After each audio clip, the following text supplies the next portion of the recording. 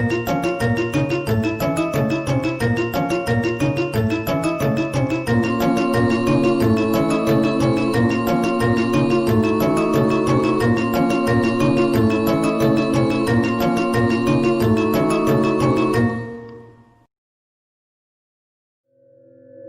akhirnya saya, oh bener ya kayak, tapi saya melihat ada kuncungnya, berarti bener gitu loh, itu ada kuncungnya. Terus saya tiba-tiba matiin senternya, dan kebetulannya yang lihat itu bukan saya doang, ada satu teman saya di belakang. Halo semuanya, assalamualaikum warahmatullahi wabarakatuh. Waalaikumsalam warahmatullahi wabarakatuh. Jadi di sini sudah ada Mas Ray lagi. Jadi Halo. kita akan melanjutkan cerita kemarin nih Mas. Yuk. Kalau kemarin kan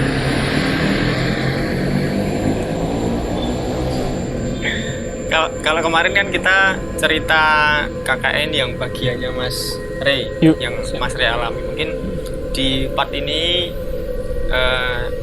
kita akan cerita apa yang saya alami, kemudian teman-teman juga alami. Mungkin nanti Mas Ray juga bisa nambahin juga ya, Mas? Iya bisa. Jadi mungkin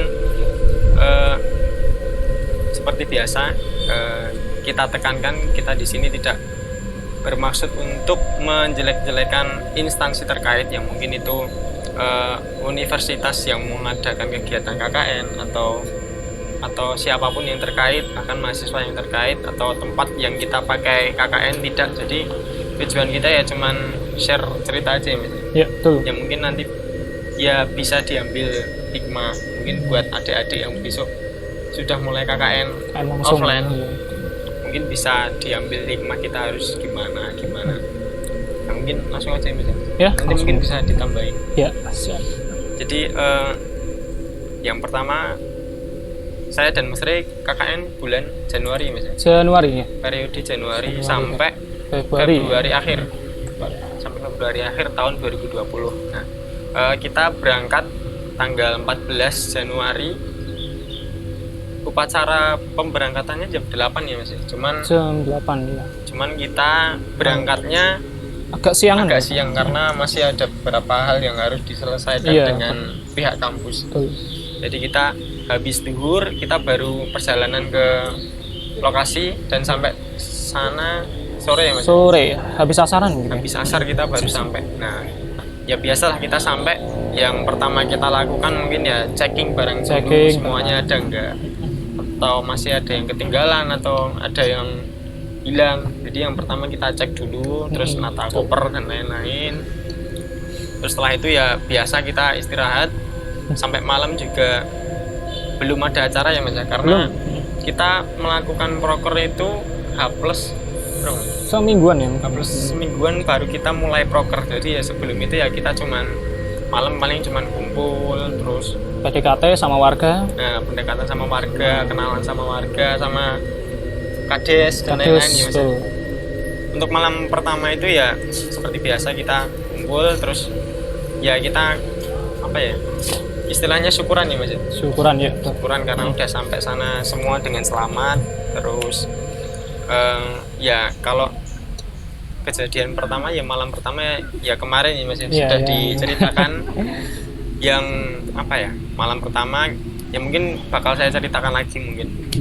Jadi waktu itu jam 10 saya udah tidur ya, karena memang nggak bisa tidur di tempat yang baru, apalagi di tempat yang baru, terus tidur di akhir itu saya nggak bisa. Jadi ya harus gimana caranya biar bisa tidur duluan. Jadi adaptasi ya lah. Betul. Jadi kita cari nyamannya dulu ya Mas. Betul. Jam 10 teman-teman masih main game, waktu itu masih main game, masih ngobrol. Ya udahlah saya tidur duluan. Terus pas tidur itu mungkin jam setengah 12, jam 12 itu kayak apa ya, tindian. Terus dalam mimpi itu ya ketemu dengan si cewek dan backgroundnya itu di sungai. Ya mungkin Mas Ray juga sama ya, mengalami. Cuman waktu itu ya yang aku lihat wajahnya kurang jelas, tapi yang jelas rambutnya sepundak, terus tingginya juga sepundak, terus di sekitar matanya ini agak apa ya Mas ya, agak kehitaman, kayak celak gitu. kayak pakai apa ya, celak bahasa Indonesia mas, celak. Celak apa ya? Itu kayak bahasa cewek eyeshadow apa ya? Ya mungkin eyeshadow ya. Mungkin. Ya intinya di sekitar kelopak mata ini agak hitam. Terus wajahnya juga pucat. Terus akhirnya saya tangan kanan atau mungkin tangan kiri sih ditarik ke tengah sungai. Karena saya juga mikirnya ini udah nggak wajar. Terus tak tarik kan. Saya nggak mau tak tarik. Terus akhirnya kebangun. Badan ini udah basah semua mas karena keringetan. Oh iya. Terus jam 2 pagi itu kebangun. Teman-teman juga udah tidur, ya udah tak paksain lagi tidur. Nah kejadian itu ternyata juga dialami Mas Rey mas. Iya sama. Dan awalnya kita sempat berpikiran itu nggak bakal kita ceritain ya mas, karena baru hari pertama belum ada proker, belum ada apa. Masa hari pertama sudah ada seperti itu, terus kita ceritain, takutnya malah nanti apa ya? Karena sempat teman-teman itu berpikiran dengan diganggunya kita seperti itu, mereka berpikiran gimana kalau kita pindah. Iya. Posko ya mas. Karena ya diganggu seperti itu. Cuman ya kita tahan dulu ceritanya beberapa hari, sampai di situ ada momen suatu sore teman-teman laki-laki itu ada beberapa orang yang bercerita horor. Iya betul. Cuman waktu itu yang diceritain tidak ada kaitannya sama lokasinya. Awalnya di kampus, terus di rumah dan lain-lain. Beragam cerita horor yang disampaikan. Jadi random lah, cuman nggak terkait dengan lokasi. Dan akhirnya waktu itu ada yang nyeletuk di posko ada nggak gitu. Ya akhirnya waktu itu karena dipancing seperti itu ya saya ceritakan. Di posko ada ini. Kemarin aku dimimpiin gini. Terus sama Mas Rey juga. Terus akhirnya pas kita cerita seperti itu ada cewek yang datang ya mas, teman cewek kita itu datang terus apa ya, terus tanya-tanya lah sama kita, kalian diganggu apa wujudnya seperti itu ya, cewek-cewek kan mah senangnya penasaran lah gitu. Penasaran tapi akhirnya nanti juga takut ya mas.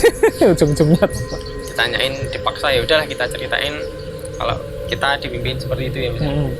Nah apa ya, tak kirain dengan kita cerita seperti itu mereka apa ya, udah maksudnya penasarannya udah apa ya mas, udah selesai lah, udah tahu lah kayak gitu. Udah tahu lah intinya. Ternyata waktu itu mereka datang itu juga bawa cerita ya mas, dan ceritanya itu mereka dapat dari anaknya pemilik posko cewek iya. Jadi mereka itu tinggal di posko cewek yang apa namanya, di rumahnya pejabat desa ya mas, sekdes. Sekdes dan itu punya anak dan mereka tinggal bersama anaknya itu. Nah mereka dapat info kalau di kisah-kisah kamar mandi posko cowok ya mas, di kamar mandi posko cowok itu pernah ada orang yang bertemu sama suster ngesot. Nah jadi yang diceritain sama anaknya sekdes itu, dulu kan posko sebelum kosong itu kan sempat karena lapangan di depan itu kan luas ya mas, sering dibuat main volley dan lain-lain buat olahraga, kumpul gitu juga. Terus akhirnya barang-barang seperti bola dan lain-lain itu disimpannya di posko kita. Nah suatu saat pas apa ya, orang-orang itu menyimpan barangnya di posko itu bertemu sosok suster ngesot itu di kamar mandi. Nah untuk sosok suster ngesot ini Mas Rey pernah pernah dengar cerita dari teman-teman? Mungkin lebih ke dengar cerita ya. Jadi kayak ya selain Mas Hafid yang cerita pun ada juga beberapa teman yang malah pas malam-malam lah ya. Ya kayak ya biasalah cowok-cowok itu ada beberapa yang udah tidur, ada yang masih main game kayak terus melek dan sebagainya. Terus tahu-tahu kayak mereka dengar ada suara seret-seret gitu ya. Ngesot pun mesti kayak gitu. Kayak datang dari kamar mandi katanya. Tapi kalau dia cerita tentang wujudnya sih mungkin nggak detail banget ya. Cuma efek suaranya itu loh ya kan. Itu suatu hal yang aneh gitu loh kan. Terus kan juga karena kita yakinnya itu ngesot kan suaranya di lantai. Kelihatan. Kalau jalan kan ya cuma plek gitu. Dan itu kan suaranya kayak set. Itu cerita teman-teman ya. Teman-teman. Terus mungkin karena ceritanya banyak ya Mas. Lumayan sih ya. Saya buka skripnya. Skrip. Karena yang dapat yang apa ya, yang punya cerita ini ternyata nggak cuman kita yang bahkan cewek-cewek pun juga Iya. punya cerita. Beragam juga sih cerita di KKN tuh. Saya lakukan dulu misalnya. Nah mungkin pas apa ya udah cerita sama itu sosok Suster Gesot itu kan malamnya kita ada kumpul Mas, ada Oh iya. rapat Betul. buat persiapan. Nah waktu itu nggak tahu kenapa jadi setelah sore itu disebutkan ada sosok itu. Itu ketika kita rapat itu suasana di dalam itu langsung panas. Kalau aku yang ngerasain bener-bener panas. Padahal posisi waktu itu jendela sudah Buka semua. Nah, itu tetap panas. Terus setelah rapat itu terus sholat isya, habis sholat isya saya langsung langsung kayak tepar lah, udah udah lemes lah. Terus setelah itu apa gimana ceritanya, aku lupa ya. Mungkin yang di kamar mandi ada ya Mas? Ada. Ya itu apa? Cowok-cowok sering wanti-wanti ya, apa kayak antisipasi ingin mandi cepat. Jadi gitu. Kebiasaan kita cowok kalau mau mandi itu biasanya rebutan ya Mas? Iya. Rebutan antrian pertama, nggak mau ada yang terakhir. Pertama siapa langsung lari gitu ya Mas? Dan kebanyakan ya mungkin nggak saya yang merasakan aja, mungkin teman-teman cowok juga pernah merasakan. Jadi pas saya mandi itu, karena posisi kamar mandi kita itu agak horor ya Mas, karena di dindingnya itu berlubang. Itu yang lubang menakutkan. ventilasi dua lumayan besar. Jadi ketika kita mandi itu kita cari bagaimana caranya biar lubang itu ketutup ya Mas. Kita Mungkin pun kita tutup sama kain atau sama kayak wadah-wadah bekas gitu. wadah-wadah. Kita tutupin per lubang. Jadi ya, karena apa ya? Cuma emang apa ya, cowok tuh juga punya kebiasaan mandi itu agak kesorean sampai kemalaman gitu loh. Bahkan Isya pun juga baru mandi. Merasakan merindingnya gitu loh. Kan? Jadi pernah suatu saat itu pas saya mandi, karena di belakang kamar mandi posko cowok itu kan langsung kebun ya, langsung kebun. Jadi nggak ada perumahan. Perumahan pun jaraknya juga jauh. Nah waktu saya mandi itu benar-benar dari tembok luar itu ada yang ngetok, tok. Tak kirain pertama iseng ya, mungkin teman-teman iseng gangguin, karena kan kita tahu kebanyakan teman-teman cowok itu kan pada penakut ya Mas. Kadang kita mandi itu lampunya dimatiin, terus diketokin pintunya, temboknya dan lain-lain. Terus tak pikir ini suaranya dari kebun. Masa jam segini, dan itu pun kayaknya habis maghrib ya Mas. Jadi kalau di logika ngapain habis maghrib terus di kebun cuman mau ngetok-ngetok gitu kan. Cuma jahil kerjaan. Terus akhirnya keluar tak tanyain ada yang ngetok-ngetok, nggak ada. Dan waktu itu pun saya juga gobloknya ya tak bales Mas. Jadi saya ketok-ketok dari luar, tak bales kan, dok tak tungguin kok nggak ada, tak tinggal mandi tuh Mas. Habis itu ada lagi tok. Wah ini udah nggak beres toh, aku buru-buru langsung keluar. Nah setelah seminggu awal itu kita dapat gangguan yang lumayan ekstrim ya Mas. Lumayan.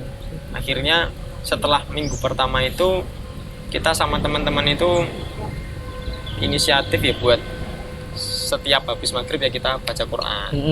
Kita sholat berjamaah, karena biasanya kan sebelumnya kita sholat ya sendiri-sendiri. Terus habis sholat ya langsung main atau ngobrol dan lain-lain. Dan setelah diganggu itu ya setelah maghrib ya kita baca Quran sampai ya mungkin 6:30, hampir isya kita baru selesai.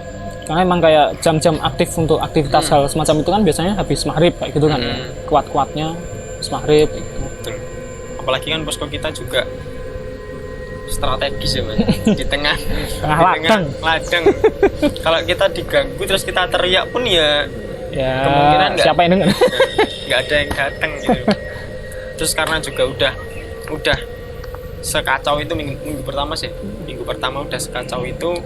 Waktu itu saya juga pernah habis maghrib itu saya keluar ke halaman. Ke halaman. Waktu itu aku ngajak satu temen, terus satu temen itu tak suruh duduk di teras. Jadi nemenin aja lah. Terus aku duduk berdiri di halaman di tengah, terus aku tujuannya cuma satu sih, Mas. Nembung. Kalau bahasa Jawanya nembung sama penghuninya, minta izin. Jadi aku di situ ya batin lah, kayak apa ya, bahasa Indonesianya ya kayak apa ya, berkeluh kesah. Tapi kan ya nggak ada orangnya, ya bodo amat ya, kita berkeluh kesah aja. Jadi tujuan di sini ya cuma mau tugas KKN, mau apa ya, menjalankan kewajiban lah. Menjalankan kewajiban. Kita di sini cuman nggak ganggu lah. Kita di sini cuman bentar, nggak ganggu. Nggak aneh-aneh gitu. Terus kalaupun diliatin, waktu itu aku bilang kalaupun mau diliatin ya minta tolong yang baik. Jangan tiba-tiba terus ya ngagetin juga kita kan apa ya, shock.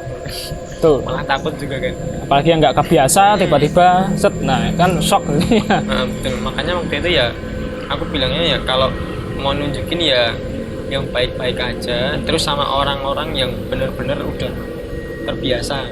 Jangan sampai yang belum terbiasa yang pertama kali langsung diwujudin yang aneh, kan juga kasihan yang mentalnya lemah gitu loh kan terhadap hal kayak gitu. Ya mungkin itu minggu yang pertama. Mungkin Mas Rey ada nambahin yang cerita itu ya, apa namanya, kan kalau di desa kita kan ya memang konon katanya kan itu ya, ada beberapa warga yang bisa dibilang apa namanya, retardasi mental ya.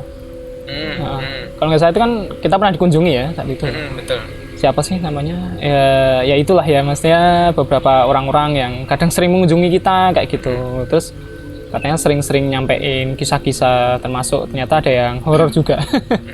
Kalau kita pikir kan mereka secara mental mungkin ya sedikit yang tidak sesempurna kita ya, mungkin ada kekurangan gitu. Cuman di satu sisi ya cerita mereka bisa kita percaya. Kadang ya kita tahu kalau mereka itu bohong, kadang kita tahu kalau mereka itu juga jujur.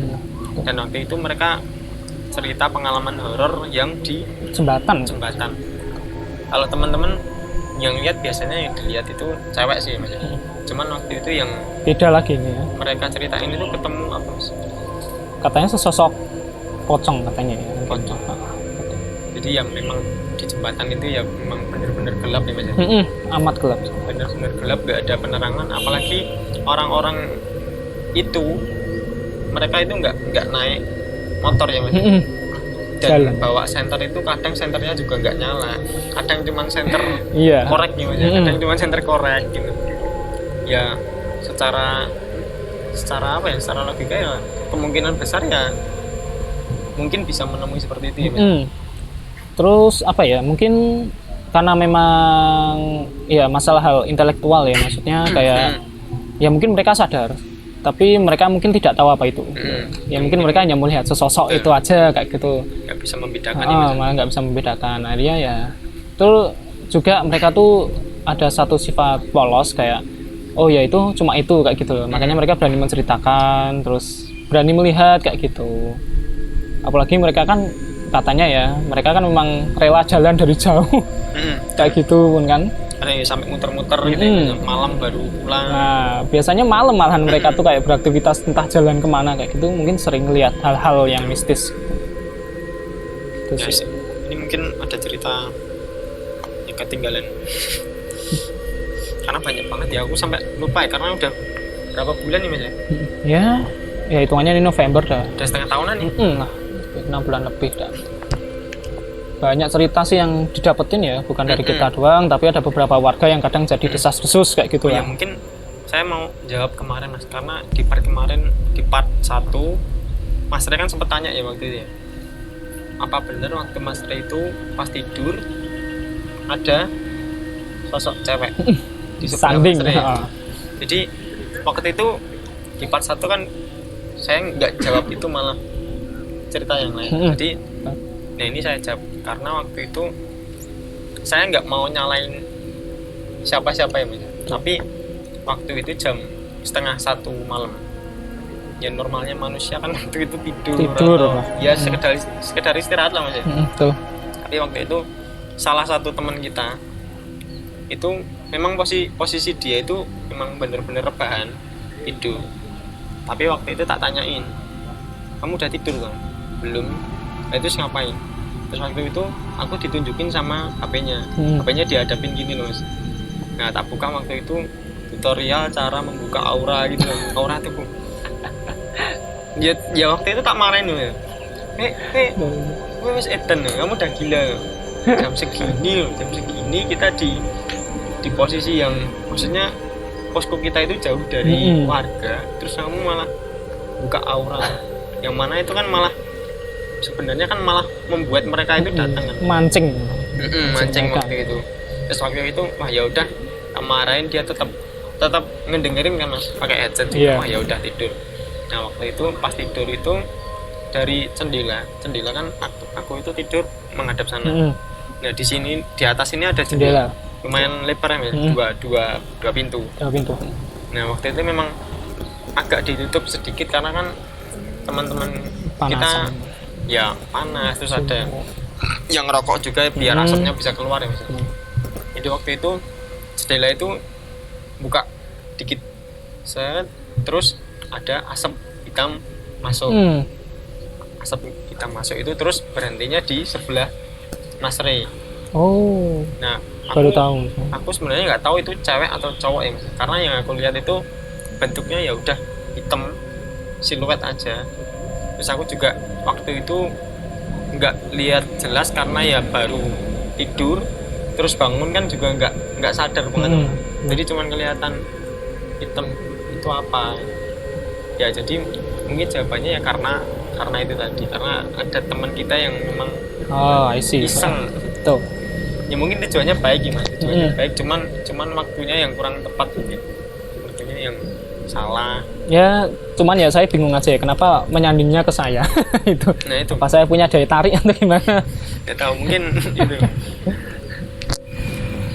Terus yang mungkin yang kita mulai minggu kedua ya Mas, itu sebenarnya juga minggu kedua ya Mas yang cewek itu minggu kedua. Terus kejadian minggu kedua yang lain itu, jadi kebiasaan kita waktu setiap sore sebelum adzan maghrib itu biasanya kita main di halaman ya Mas, sepak bola. Entah itu dengan warga, anak-anak biasanya sama temen KKN aja. Dan itu biasanya selesainya itu hampir menjelang maghrib ya. Dan itu baru kita berhenti. Nah setelah berhenti kan biasanya kita rebutan ya Mas, mau mandi, siapa yang mau mandi duluan. aku duluan, aku nomor 2, aku nomor 3 dan lain-lain. Ya kita menghindari nomor terakhir ya Mas, karena yang terakhir udah malam, suasananya juga horor juga. Karena ya duluan waktu itu aku langsung lari duluan, ngambil baju terus langsung lari ke kamar mandi. Nah posisi waktu itu yang di posko itu kan kita itu ada 20 orang, yang cowok ada 9, sisanya cewek 11 ya. Jadi 9 cowok itu di posko, dan yang cewek yang di posko itu cuma ada beberapa, 2 atau 3 ya Mas. Mungkin sedikit lah. Sisanya kan pulang ke posko. Di posko cewek mungkin sebelum asar udah pada pulang ya Mas, mandi dan lain-lain.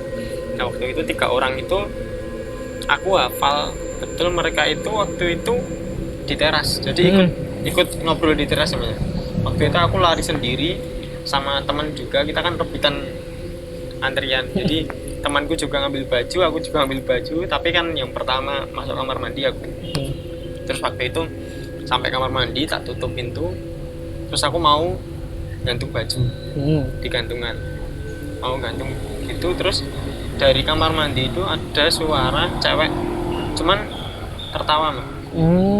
Jadi tertawanya suaranya enggak apa ya, enggak gede. Jadi cuman gitu Cok.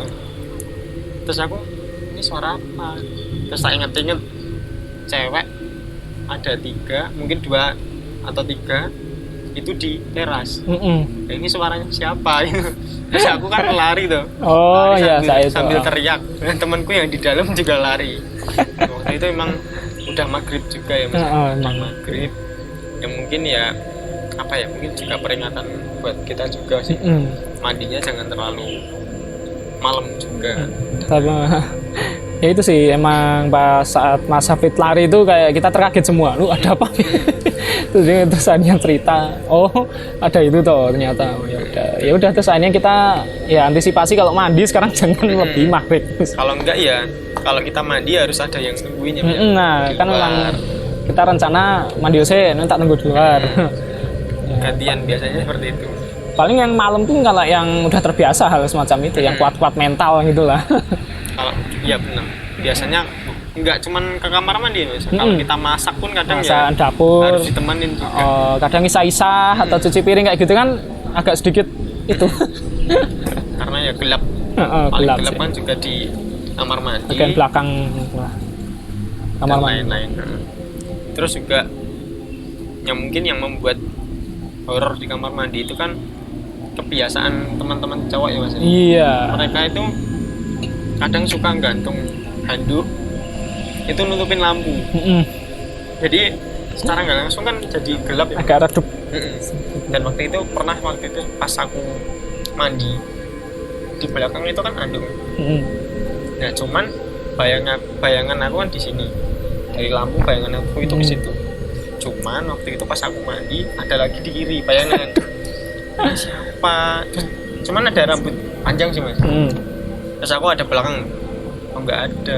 Anduknya langsung tak pojokan semua. Wah nggak bener ini malah bikin tambah horor kan, tambah gelap ya. Nah, aku langsung tak benerin, langsung keluar tak bilangin semua tak, anduknya jangan ditaruh situ, taruh di luar aja dikeringin.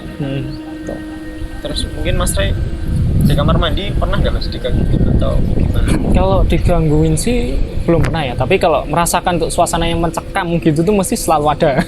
Ya yang pertama dari kisah Mas Hafid, terus katanya ada beberapa juga. Terus ya itu kayak akhirnya saya ngewanti-wanti jangan mandi melebihi maghrib lah kayak gitu ya. Ya maksudnya ya apa ya? Ya beruntungnya saya tidak dilihatin ya.